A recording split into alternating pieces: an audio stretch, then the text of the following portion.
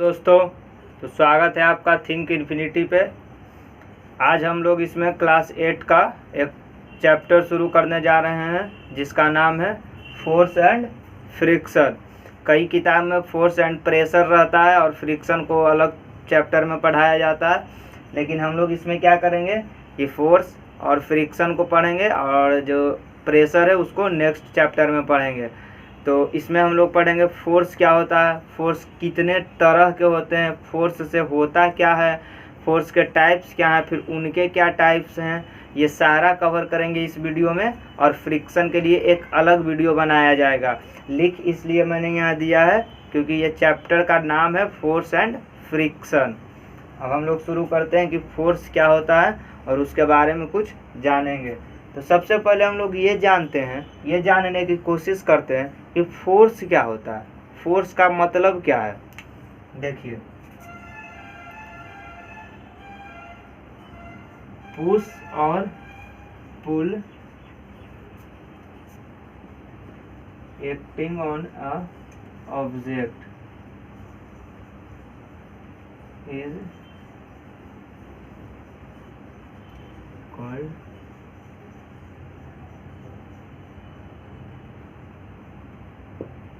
Called force. देखिए, ये जो फोर्स होता है ना, फोर्स का मतलब है कि किसी चीज़ को पुश करना या किसी चीज़ को पुल करना। जैसे हम लोग क्या कर रहे हैं, इसको पुश अगर करेंगे तो इस पर क्या कर रहे हैं, अपना फोर्स लगा रहे हैं। तो ये क्या हुआ, पुश और पुल। या फिर इसको ऐसे अगर हम लोग पुल करके इसको ऐसे कर दे तो ये क्या होगा, इस पर फोर्स लगाएं तब हुआ। कोई चीज़ पे फोर्स लगा के उसको अच्छा भी कर सकते हैं, किसी चीज़ को ख़राब भी कर सकते हैं। तो पुश और पुल डिपेंड करता है कि आप क्या करना चाहते हैं। तो पुश और पुल मतलब खींचिए या दबाइए, क्या है, फोर्स है। तो फोर्स का यही मतलब होता है। अब देखिए, फोर्स जो है वो क्या कर सकता है, force can stop a moving object और मूव अ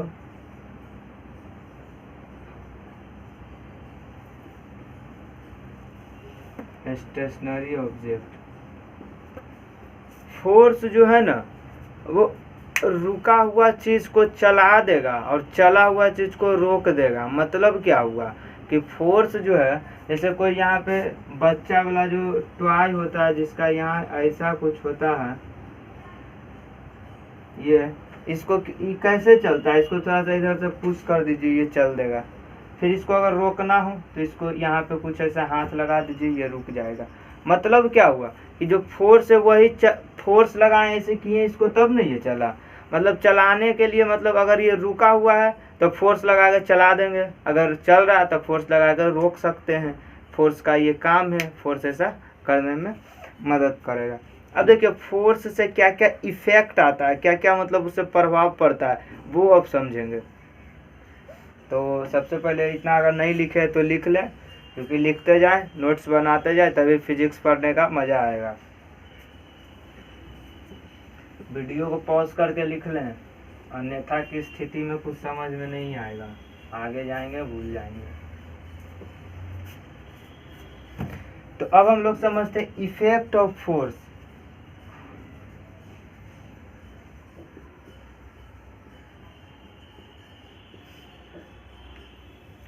फोर्स का क्या क्या इफेक्ट होता है, उससे क्या क्या प्रभाव पड़ता है, वो सारे चीज़ हम लोग अब समझ। देखिए, तो शुरू करते हैं। 1 नंबर दीजिए और लिखते जाइए और समझते जाइए। Force can stop a moving object, ये हो गया। दूसरा, force can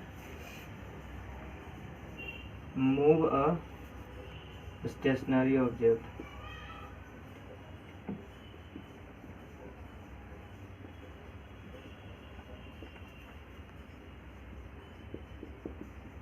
force can slow down a moving object.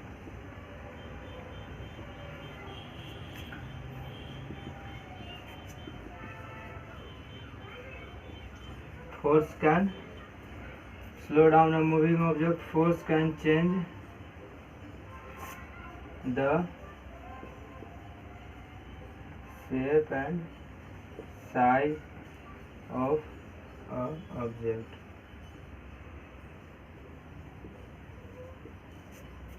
तो ये तो समझ में आ ही गया होगा कि फोर्स जो है किसी ऑब्जेक्ट को रोक सकता है, या फोर्स किसी ऑब्जेक्ट को मूव करा सकता है, या फिर ये देखिए force can slow down a moving object. मतलब कोई ऑब्जेक्ट अगर चल रहा है तो उसको धीरे भी कर सकता है फोर्स। नहीं समझे तो देखिए, जैसे क्या होता है कि कोई यहाँ पे कार ऐसे टॉय वाला कार है, टॉय है जो कि ऐसे चल रहा है, इधर चल रहा है। तो इधर जब अगर वो चल रहा है तो इसको हम लोग क्या कर सकते हैं, अगर इसको थोड़ा सा ऐसे पकड़ लें तो क्या होगा, वो धीरे हो जाएगा। लेकिन अगर पूरा पकड़ कर रोक लें तो वो रुक जाएगा, ये होता है। या फिर जैसे कोई फुटबॉल आ रहा है या कोई आदमी दौड़ कर आ रहा है, उसमें टकरा गए, उसको रोक दिए तो क्या होता है, वो धीरे हो जाता है। ऐसा आप लोग डेली लाइफ में बहुत एग्जाम्पल देख सकते हैं, या आपके बुक में वैसा फिगर बनाया हुआ होगा। फिर देखिए इसमें क्या बोल रहा है, force can change the shape and size of object. Force किसी ऑब्जेक्ट का शेप और साइज भी चेंज कर सकता है। हाउ, देखिए समझाते हैं। डस्टर किधर गए, ये देखिए जैसे यहाँ पे कोई ऐसा स्प्रिंग है, ये स्प्रिंग, इस स्प्रिंग को फोर्स लगा के हम लोगों ने क्या किया, ऐसा बना दिया, तो ये लंबा हो गया। अब इसी को हम लोग चाहते तो दबा भी तो सकते थे, इसको दबा के छोटा कर सकते थे। मतलब क्या कर रहे हैं कि यहाँ फोर्स लगा के इसको बड़ा कर दे रहे हैं और कभी छोटा कर दे रहे हैं। तो यहाँ पे क्या हुआ कि फोर्स लगाने से ऐसा चेंजेस आ रहा। तब फोर्स लगाने से क्या हुआ कि बहुत चेंज आता है, उसके साइज में चेंज आ गया, उसके शेप में चेंज आ गया। हो सकता है इसको हथौड़ा लेकर पीट के एकदम छोटा कर दे, तो वहाँ भी फोर्स लगा के किए। जैसे कोई मेटल होता है तो उस लोहा को हम लोग कुछ बनवाना अगर रहता है तो क्या करते हैं, उसको लोहा से हथौड़ा से पीटते हैं, तो वहाँ भी क्या करते हैं, फोर्स ही तो लगाते हैं। अब फोर्स लगा के उसके शेप या साइज को चेंज करते हैं। देखिए फोर्स का बहुत एप्लीकेशन है हमारे डेली लाइफ में। अगर देखना चाहें तो बुक में आप भी देख सकते हैं। यहाँ पे तो कुछ 4-5 हमने लिखा दिया, इसी को समझिए, आपके बुक में भी इतना ही होगा। और इधर उधर से आप कुछ अगर समझते हैं तो बहुत अच्छा है, डेली लाइफ में ऑब्जर्व करते होंगे तो ठीक है। तो ये हो गया इफेक्ट ऑफ फोर्स। अब हम लोग इसके आगे बढ़ते हैं। इतना आप लोगों ने नहीं लिखा तो पहले लिख लीजिए, क्योंकि पढ़ने बैठते हैं तो कॉपी और कलम लेके ही बैठे, नहीं तो कुछ समझ में नहीं आएगा।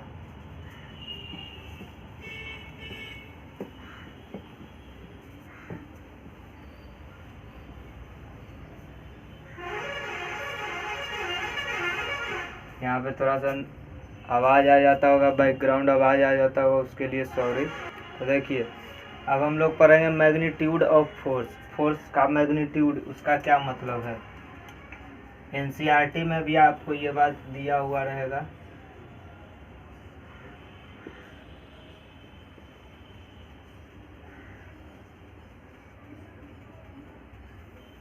मैग्नीट्यूड ऑफ फोर्स, फोर्स का जो मैग्नीट्यूड है वो क्या होता है। देखिए मैग्नीट्यूड का जो मतलब होता है ना, वो हम लोग पहले समझते हैं।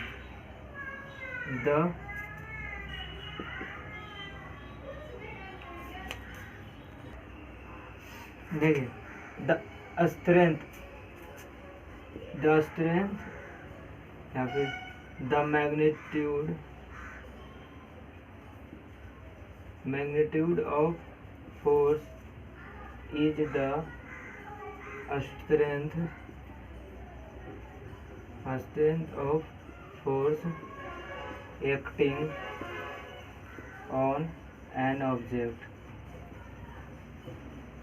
देखिए इसका क्या मतलब हुआ। फोर्स का जो मैग्नीट्यूड होता है, फोर्स का जो मैग्नीट्यूड होता है उसका क्या मतलब है। अब जैसे हमने क्या बोला था कि आप किसी चलते ऑब्जेक्ट को फोर्स लगाकर रोक सकते हैं, लेकिन हो सकता है ऐसा भी कि आप फोर्स नहीं समझ में आ रहा तो जैसे देखिए 1 मिनट, जैसे क्रिकेट हम लोग खेलते हैं, क्रिकेट खेले हैं ना, तो क्रिकेट अगर खेलते हैं तो उसमें क्या करते हैं, कोई बल्ला से धीरे मारता है, कोई बहुत ज़ोर से मारता है। तो जो धीरे, बहुत ज़्यादा, उससे भी ज़्यादा, तो ये जो ज़्यादा वाला शब्द है यही क्या होता है, स्ट्रेंथ होता है। मतलब आप इस ऑब्जेक्ट को यहाँ से, इस कार को यहाँ से फोर्स लगा के आप इसको चला दिए, लेकिन हो सकता है कोई आदमी आए और आपसे भी ज़्यादा फोर्स लगाए, वो आपसे भी बड़ा फोर्स लगाए, तो ये और दूर तक चलेगा। हो सकता है कोई इससे भी बड़ा है और ये और बड़ा फोर्स लगाए। तो फोर्स आप कितना जोर से लगा रहे हैं, कितना फोर्स लगा रहे हैं, उसी को कहते हैं स्ट्रेंथ ऑफ फोर्स या फिर मैग्नीट्यूड। स्ट्रेंथ का मतलब होता है कितना दम लगा के फोर्स लगाएं, और मैग्नीट्यूड उसी को कहते हैं। तो यही था स्ट्रेंथ ऑफ फोर्स, मतलब आप कितना कस के फोर्स लगाएं। अब जैसे किसी को एक मतलब मारते हैं इसे, तो कोई धीरे से मारता है तो उसका स्ट्रेंथ क्या था, बहुत कम था। एक आया और दे दिया तो वो क्या हुआ, बहुत ज़्यादा हुआ। तो यही सब चीज़ है जो आपको समझना है, और क्या। देखिए दूसरा क्या होता है, इफ टू फोर्सेस, टू क्या, दो से ज़्यादा, अभी टू और more forces are in the same direction, then the net force are the net force is the sum of all forces। देखिए इसका जो ये लाइन लिखे हैं इसका क्या मीनिंग है, क्या मतलब है। इसमें बोला जा रहा है कि अगर एक या दो या दो से अधिक फोर्स, दो या दो से अधिक फोर्स जब एक ही डायरेक्शन में हो, तो जो पूरा टोटल फोर्स होगा उस सारे फोर्स को ऐड कर देंगे। देखिए जैसे यहाँ पे मान ली एक कार को ही हम लोग मान के चलेंगे, एक गाड़ी को ही मान के चलेंगे टॉय, हालांकि ये तो ट्रक के जैसा दिख रहा है ये। तो यहाँ पे अगर जैसे यहाँ पे कोई इंसान इधर से फोर्स लगाया और कोई एक और इंसान फोर्स लगाया, एक और इंसान फोर्स लगाया, तो टोटल फोर्स अगर हमको निकालना है तो देखिए सब एक ही डायरेक्शन में है, तो टोटल फोर्स हम लोग कैसे निकालेंगे, इस फोर्स और इस फोर्स, तीनों फोर्स को ऐड कर देंगे। अगर नहीं समझ में आता तो डेली लाइफ एग्जाम्पल आप देख सकते हैं, इसमें बहुत सारा डेली लाइफ एग्जाम्पल मिलेगा आपको।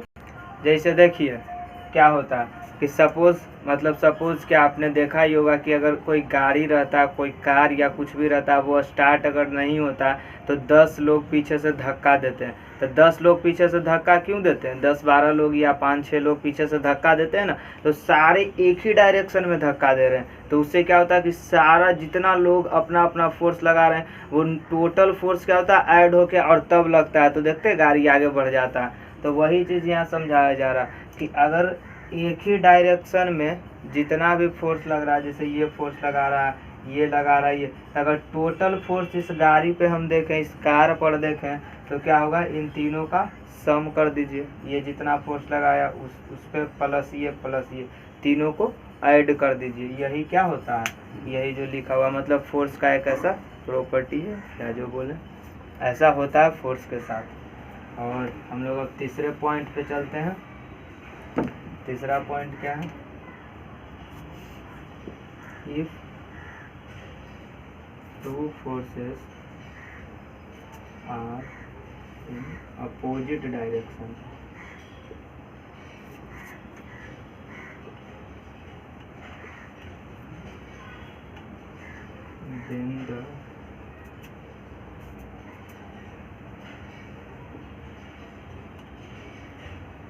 then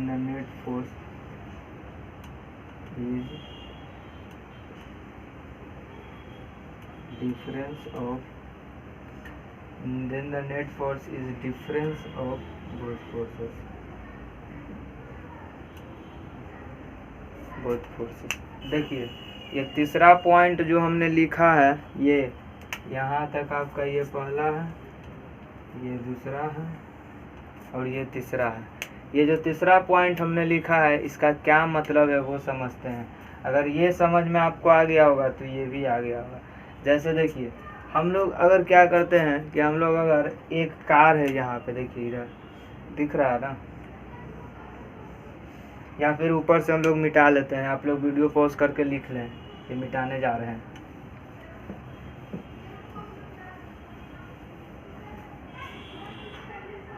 देखिए यहाँ पे हम लोग क्या करते हैं कि एक जैसे हम लोगों का कार है, ये इस पे एक आदमी इधर से फोर्स लगा रहा है और एक आदमी इधर से ऐसे फोर्स लगा रहा और एक आदमी इधर से ऐसे फोर्स लगा रहा।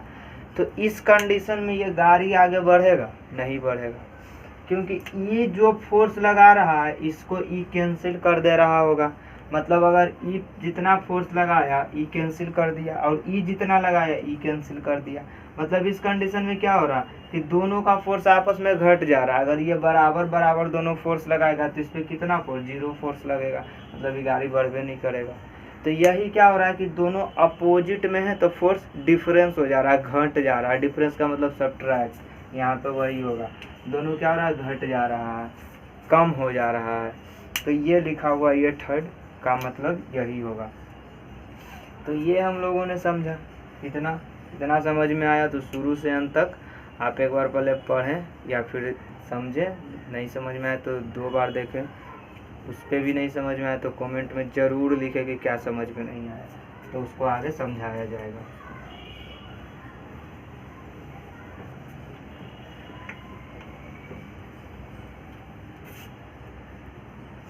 देखिए इसके बाद हम लोग क्या पढ़ेंगे, इसके बाद हम लोग पढ़ेंगे कि अगर जैसे देखिए इसमें एक और पॉइंट छूट गया था जो बता देते हैं आप लोगों को। इफ द, उसी में लिखिएगा, if the magnitude of force is decreases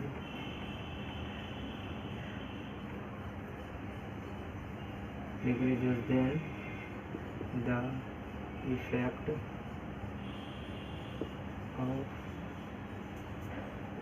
the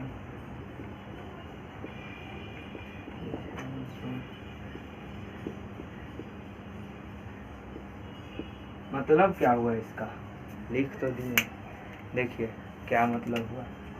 जैसे सपोज कोई ऑब्जेक्ट है, ये ऐसा है नॉर्मल स्थिति में, इसके साथ हम कुछ नहीं कर रहे।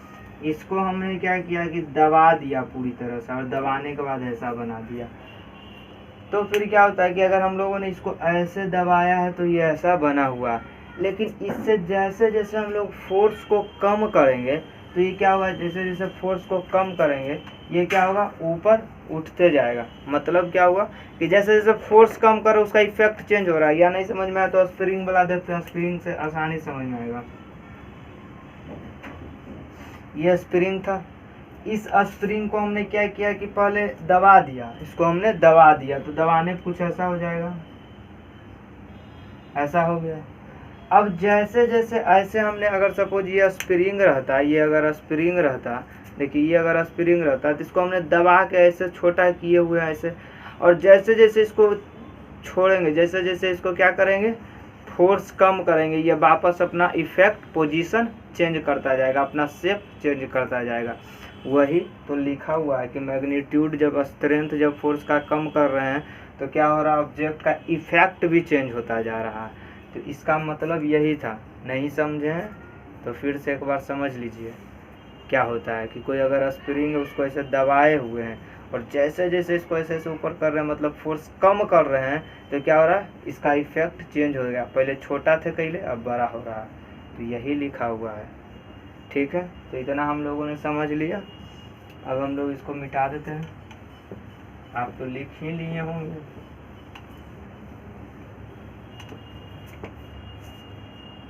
अब हम लोग चलते हैं नेक्स्ट की तरफ, मतलब क्लासिफिकेशन ऑफ फोर्स। देखिए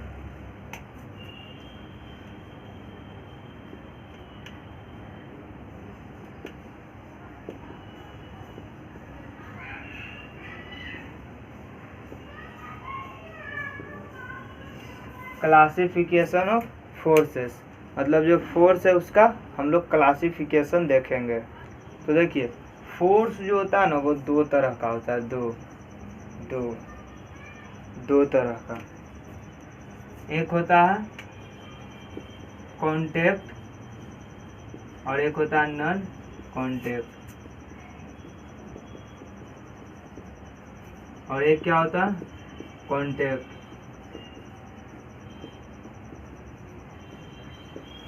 एक होता है कॉन्टैक्ट फोर्स और एक होता है नॉन कॉन्टैक्ट फोर्स। देखिए कॉन्टैक्ट फोर्स और नॉन कॉन्टैक्ट फोर्स क्या होता है, पहले हम लोग समझेंगे नॉन कॉन्टैक्ट फोर्स, उसके बाद पढ़ेंगे कॉन्टैक्ट फोर्स। तो देखिए हम लोग नॉन कॉन्टैक्ट फोर्स को समझते हैं। The force which have no needs of any physical contact,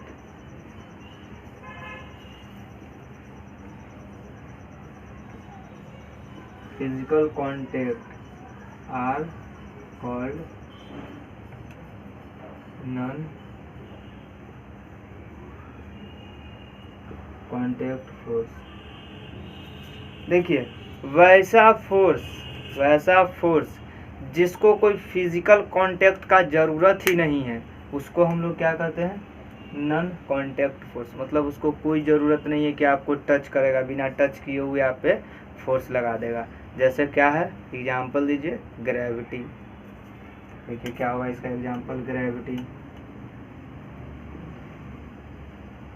gravitation. फिर क्या है इलेक्ट्रोस्टैटिक फोर्स,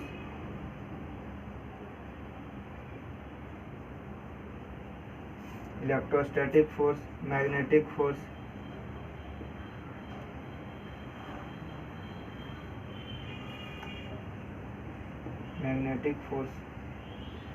ये क्या करता है, जैसे ग्रेविटी है, इस बोर्ड मार्कर को अगर हम लोग यहाँ से ऐसे इस बोर्ड मार्कर को छोड़ेंगे तो क्या होगा, ये नीचे गिर जाएगा।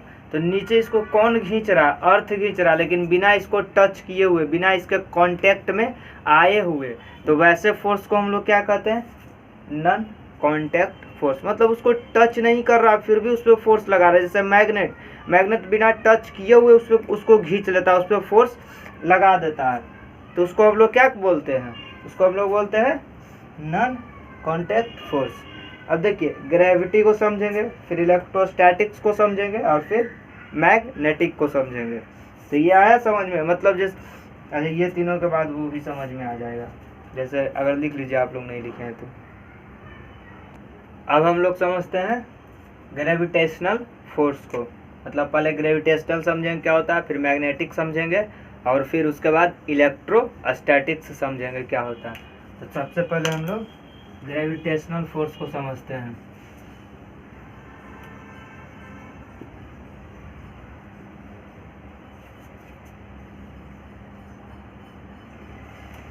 ग्रेविटेशनल फोर्स, क्योंकि ये किसका पार्ट है, नॉन कांटेक्ट फोर्स का ही पार्ट है, इसीलिए पहले हम लोग इसको समझ लेते हैं कि ये क्या होता है। देखिए तो लिख लेते हैं पहले इसको, द फोर्स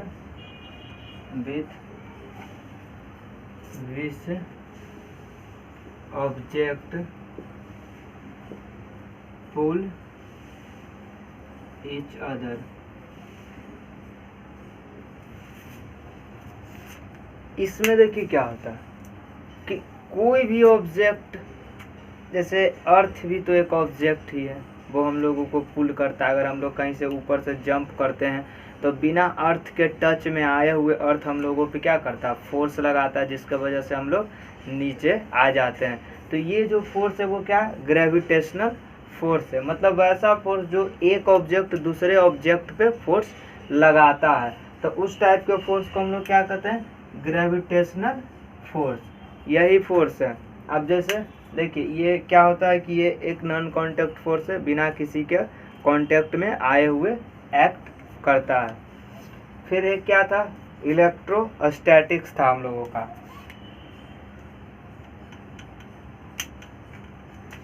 देखिए अब हम लोग पढ़ते हैं इलेक्ट्रोस्टैटिक।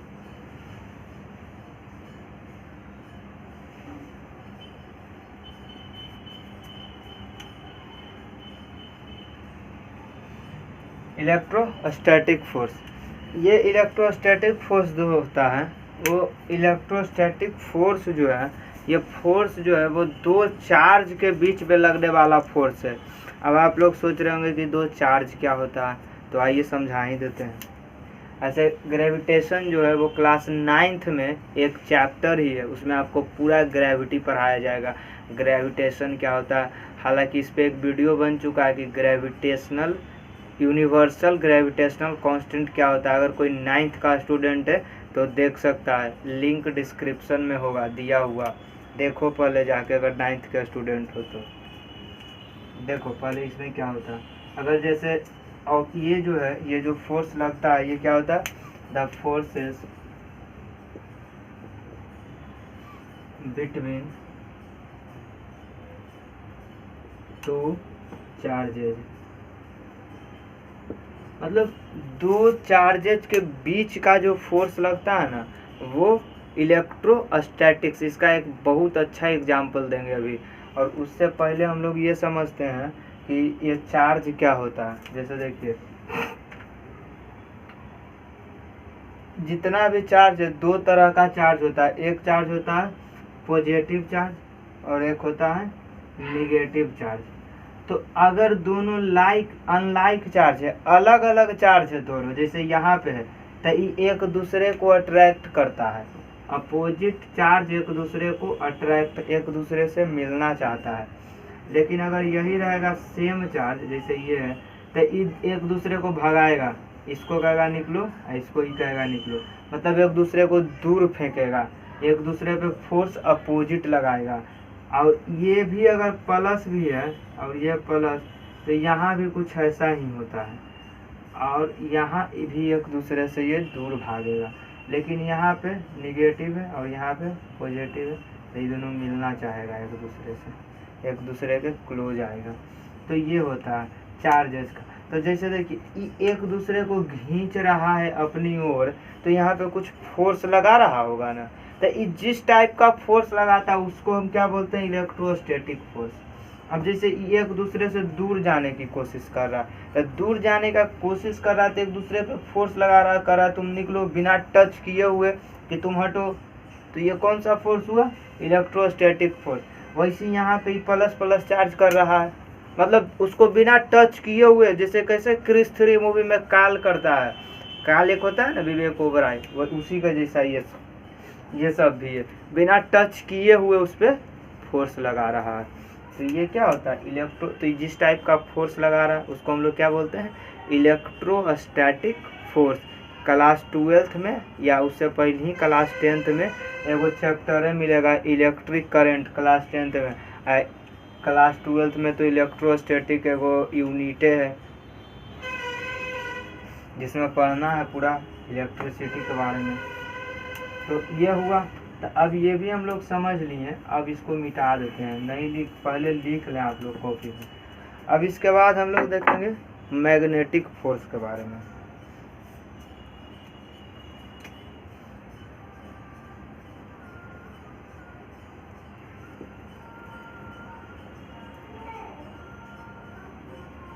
आओ, इसका हमने बोला था एक एग्जाम्पल देने के लिए जो बहुत अच्छा डेली लाइफ से रिलेटेड भी है, इसका बता देते हैं। पहले देखिए, सबसे पहले आप क्या कीजिएगा, एक घर में जो कंघी होता है वो कंघी लीजिएगा, उसको बाल में पूरी तरह उससे अच्छा से बाल झाड़ लीजिएगा, बाल में कंघी कर लीजिएगा।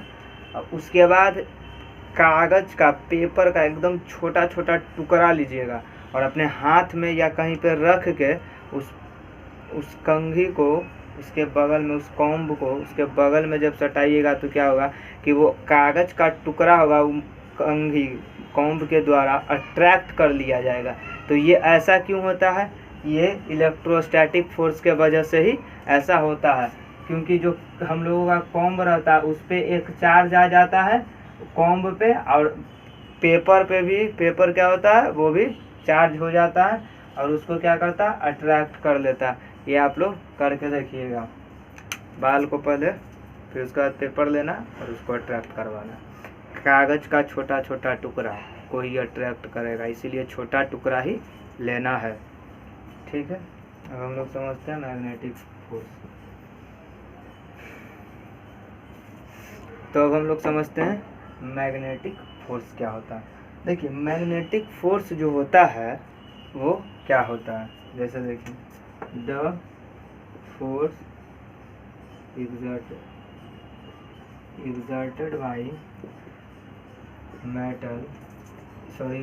by magnet on magnet and or metal such as iron, cobalt, निकल।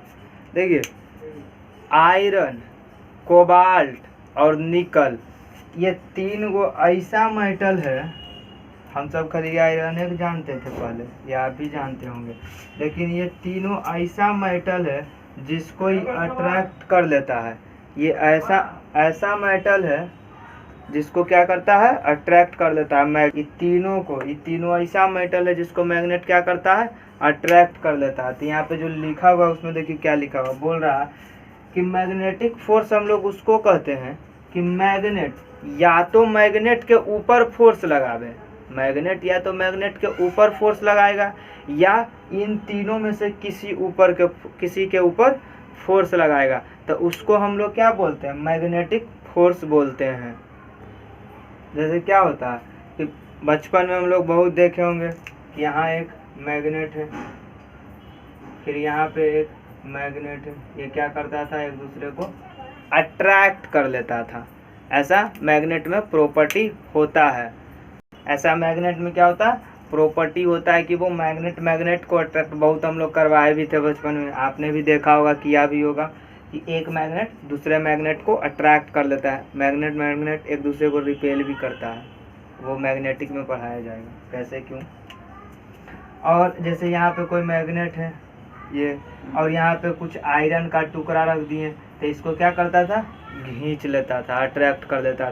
तो देखिए यहाँ पे एक चीज़ सब में कॉमन था, जितना तीनों में एक बात कॉमन है कि यहाँ पे ये और इसके दूर में रखा हुआ, तो इसके पास इस पर कोई फोर्स लगाने तो गया नहीं, फिर भी क्या किया, यहीं बैठे बैठे इसको खींच लिया, मतलब बिना उसके कांटेक्ट में आए हुए ये काम कर रहा है। तो यही वजह से हम लोग इसको क्या बोलते हैं, नॉन कांटेक्ट फोर्स, मतलब बिना कांटेक्ट में आए फोर्स लगा देता है। तो ये क्या होता है, नॉन कांटेक्ट फोर्स। जैसे यहाँ मैग्नेट है, यहाँ कोई आयरन होगा या कोबाल्ट होगा या निकल होगा, कोई भी होगा तो क्या करेगा, मैग्नेट इसको यहाँ खींच लेगा अपनी ओर। या फिर यहाँ कोई बड़ा मेटल होगा, इस आयरन से भी बहुत बड़ा, तो आयरन एक खींच लेगा, ऐसा भी हो सकता है। नहीं, आयरन को नहीं खींचेगा, मैग्नेट खींचेगा आयरन को, तो ऐसा होता है।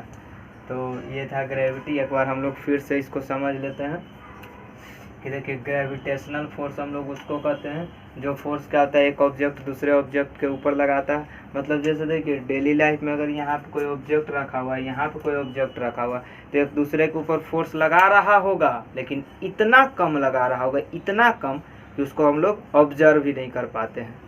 वैसे यहाँ पे भी इलेक्ट्रोस्टैटिक में होता है, दो चार्ज के ऊपर फोर्स लगता है, या तो चार्ज एक दूसरे को अपने ओर लेगा या अपने से दूर फेंकेगा, वो होता है। वैसे मैग्नेटिक तो अभी समझाएं कि क्या होता है कि एक मैग्नेट होता है, या तो मैग्नेट को ले लेगा, अट्रैक्ट कर लेगा, या फिर मैग्नेट क्या करेगा, आयरन, कोबाल्ट या निकल, ये तीनों में से अगर कोई होगा तो उसको दूर अट्रैक्ट करेगा।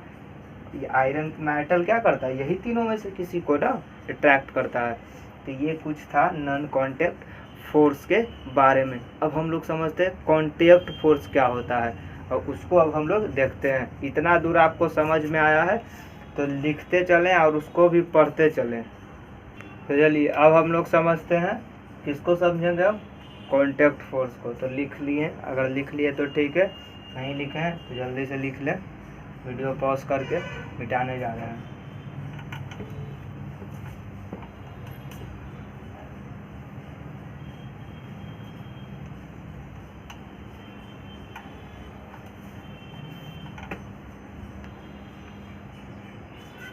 अब हम लोग समझते हैं कांटेक्ट फोर्स।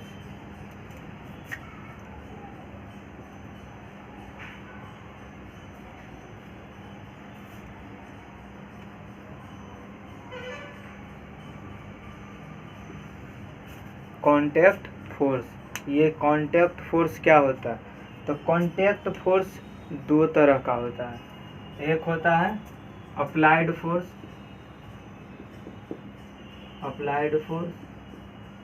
और एक होता है frictional force.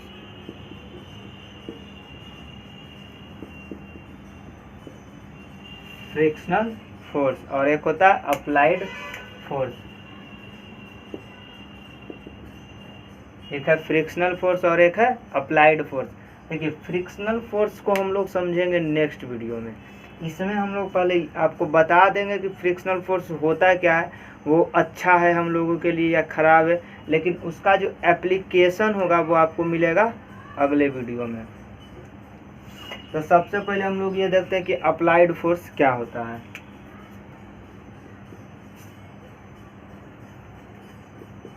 Applied force are those types of force which is applied by our hand, leg, finger, etc. is called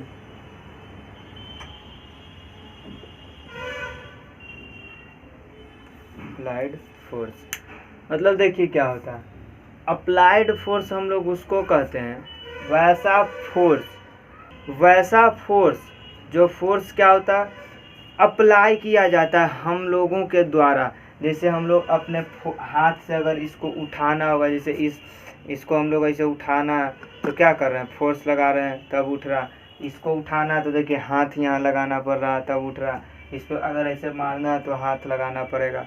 तो क्या होगा, अप्लाइड फोर्स जो होगा वो हम लोगों की या तो हाथ लगा दें या पैर लगा दें या अपने फिंगर को लगा दें, तो इससे जो करेंगे उसको हम लोग क्या बोलेंगे, अप्लाइड फोर्स बोलेंगे। मतलब वो फोर्स अप्लाई किया जा रहा है। अप्लाई उसको या तो हाथ से अप्लाई कर सकते हैं या पैर से अप्लाई कर सकते हैं या फिंगर से अप्लाई कर सकते हैं किसी ऑब्जेक्ट के ऊपर, तो उसको हम लोग क्या बोलेंगे, बोलिए, अप्लाइड फोर्स। तो अप्लाइड फोर्स क्या होता है ये समझ में आया।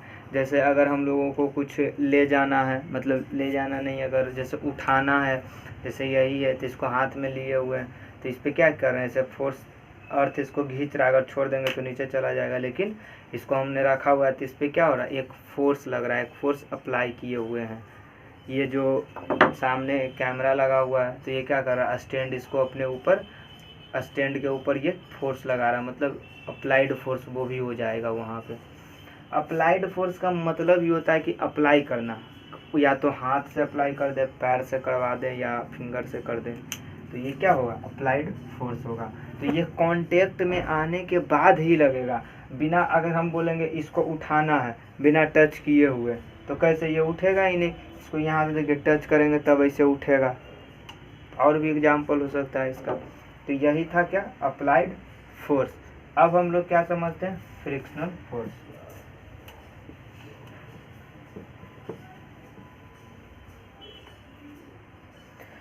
देखिए अब हम लोग क्या समझते हैं, frictional force.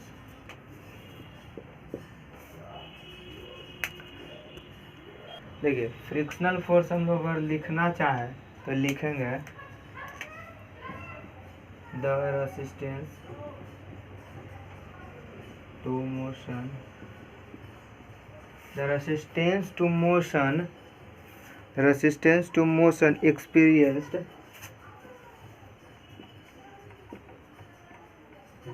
when two surfaces are in contact।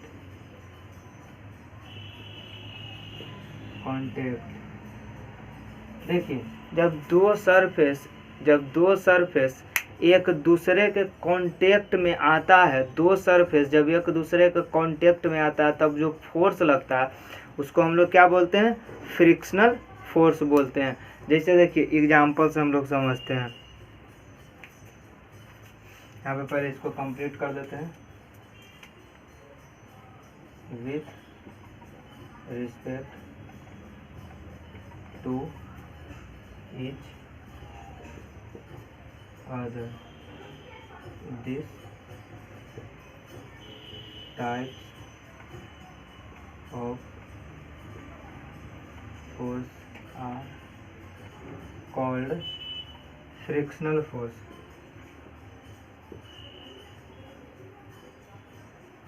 तो इस टाइप के फोर्स को हम लोग क्या बोलते हैं? फ्रिक्शनल फोर्स बोलते हैं। जैसे देखिए ये क्या है ये डस्टर है। अब डस्टर को हम लोग क्या करेंगे कि इसके ऊपर अगर ऐसे करते हैं तो मतलब इस सरफेस ये और ये इसका ये सरफेस, ये दोनों एक दूसरे को क्या कर रहा है? रगड़ रहा है। तो यहाँ पे जो फोर्स लग रहा है, हम हाथ से जो फोर्स ये ऐसे लगा रहे हैं, ये तो अप्लाइड फोर्स हुआ, लेकिन इसके और इसके बीच का जो ये फोर्स लग रहा है इसको क्या कहते हैं? फ्रिक्शनल फोर्स कहते हैं। जैसे देखिए 2 बोर्ड मार्कर है, इन दोनों को क्या करेंगे हम लोग? ऐसे रगड़ेंगे तो ये क्या हो रहा है? फ्रिक्शन लग रहा है, फ्रिक्शन हो रहा। जैसे फ्रिक्शनल फोर्स, तो वो क्या होता है? फ्रिक्शनल फोर्स होता है। फ्रिक्शनल फोर्स को समझने का और बहुत सारा तरीका है।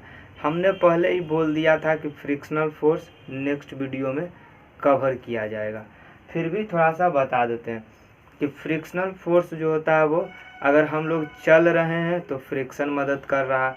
अगर हम लोग जहाँ रेगुलर वाटर गिरते रहता है, पानी गिरते रहता है, वहाँ पे क्या हो जाता है? हम लोग चल नहीं पाते हैं। तो क्यों नहीं चल पाते हैं? क्योंकि फ्रिक्शन वहाँ हम लोगों को चलने नहीं देता, वहाँ फ्रिक्शन होता ही नहीं है। अब फ्रिक्शन नहीं होता, इसके वजह से हम लोग चल नहीं पाते हैं। देखिए फ्रिक्शन अगर हम लोग जैसे चलते हैं तो हम लोगों के पैर और सरफेस के बीच में क्या होता है? घर्षण होता है, एक रगड़ाव होता है, वही होता है फ्रिक्शन। तो ये क्या होता है? इसको हम लोग आगे समझेंगे कि फ्रिक्शन हम लोगों के लिए अच्छा है, फ्रिक्शन हम लोगों के लिए ख़राब है, क्या है नहीं है। फ्रिक्शन के बारे में सारा चीज़ समझेंगे। तो अब 2-3 मिनट और लगेगा और ये वीडियो ख़त्म हो जाएगा। तो देखिए पहले सबसे पहले ये हो गया, फ्रिक्शन को और अच्छा से आगे समझेंगे।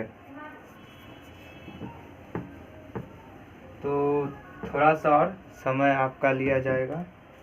जैसे देखिए हम लोग कोई भी चीज़ है तो उसको मेज़र करते हैं एक यूनिट में। जैसे यहाँ पे पानी रख देते हैं, आप बोलते हैं ये वाटर कितना है, ये वाटर कितना है? तो आप बोलते हैं ना ये वाटर 10 ml है, ये वाटर 50 ml है। अगर यहाँ पे कुछ रख दिए ऐसे तो ये बोलते हैं कि कितना इसका वेट है, तो बोलते हैं ना 5 kg है या 6 kg। तो ये जो kg हुआ, ये ml हुआ, ये ml हुआ। अगर किसी चीज़ को मेज़र करना है, बोलते हैं कितना लंबा है, तो आप बोलते हैं ना 2 मीटर या 1 मीटर या 5 मीटर, कुछ भी। तो वैसे ही फोर्स का भी एक यूनिट होता है, जैसे इसका यूनिट है। अगर यूनिट वाला वीडियो आप नहीं देखे तो उसका भी लिंक डिस्क्रिप्शन में मिल जाएगा, वहाँ से आप देख सकते हैं। यूनिट जो होता है वो फोर्स का भी एक यूनिट होता है, और उस यूनिट को हम लोग क्या बोलते हैं? न्यूटन। न्यूटन क्यों बोलते हैं? क्योंकि फोर्स का जो मतलब फोर्स के बारे में जो बताया था वो एक साइंटिस्ट था, आइजैक न्यूटन। वो न्यूटन ही बताया था कि फोर्स क्या चीज़ है, और वहीं से ये सब चीज़ आया, हम लोग पढ़े। तो फोर्स का जो यूनिट होता है वो न्यूटन होता है। जैसे हमने पहले बोल रहा था आप लोगों से कि यहाँ पे एक कार है, ये एक फोर्स लगाया, तो हो सकता है ये फोर्स 1 न्यूटन लगाया या 2 न्यूटन लगाया, या कोई आके 5 न्यूटन लगा दिया। न्यूटन क्या है? इसका यूनिट है। जैसे यहाँ ml है, यहाँ मीटर है, यहाँ kg है, वैसे वहाँ पे क्या है? वहाँ पे एक न्यूटन है। वो न्यूटन यूनिट है, उसको डिफाइन करने के लिए वहाँ पे लगाते हैं, कोई भी फिजिकल क्वांटिटी को डिफाइन करने के लिए। तो इतना आप लोगों को समझ में आया होगा, और कुछ छूटा होगा इससे तो कमेंट में ज़रूर करें। नेक्स्ट वीडियो में फ्रिक्शन में बता दिया जाएगा। तो मिलते हैं नेक्स्ट क्लास में, ठीक है? तब तक के लिए ओके बाय।